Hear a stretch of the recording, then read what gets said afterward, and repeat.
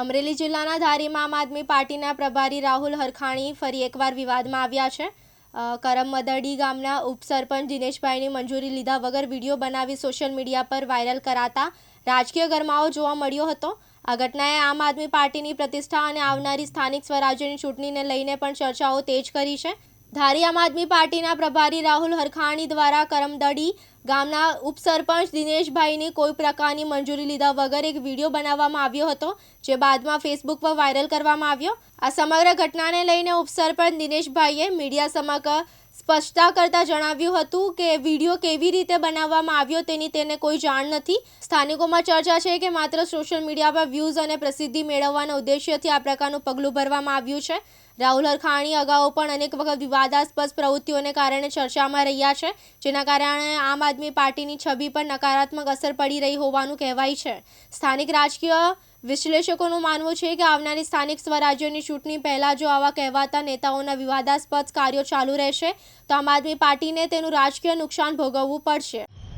કરમદડી ગામ મારું અને દિનેશભાઈ મનજીભાઈ પરેશા ખૂબ સરપંચ કહેવા એવું માંગુ છું કે અહીંયા જે પાર્ટીનો જે પ્રોગ્રામ હતો ધારીમાં એને ફોન કર્યો છે, એટલે અમારા એક મિત્ર હતા ગામમાં, એની હારે હું આવ્યો હતો અહીંયા એ કેસ એને પહેરવાને કર્યા હતા। આપણે એવું કાંઈ પહેર્યું નહોતું અને એમાં કાંઈ વિશે બીજું કંઈ હું જાણતો નહોતો। આપણે મિત્રને હારે હું આવ્યો હતો અહીંયા ધારીમાં। પછી એ લોકોએ એવો ફોન કર્યો હતો કે ભાઈ મેં મળવા આવી છે, એટલે મેં કે આવું ગામ કે કરમદડી તો કે મેં કે વાડીએ રોસ કે સીમમાં કે હા, એટલે પછી વાડીએ આવ્યા હતા। પછી બેઠા એટલે મેં કે મળવા આવતા છે। પછી એને કે વિડીયો બનાવો, મેં કે બનાવો, એટલે એને વિડીયો બનાવ્યો, પણ મને એવી માહિતી નથી કે ફોનમાં મેકશે અને આ રીતે આવું હોય એવી કાંઈ આપણને માહિતી બહુ લાંબી હતી નહીં। પછી એને ફોનમાં આવું મેં કીધું તે પછી મને ખબર પડી કે આ રીતનું આમ છે। કોણ આવ્યું તમારી પાસે? તમારી પાસે કોણ આવ્યું હતું? તમારી પાસે કોણ આવ્યું હતું?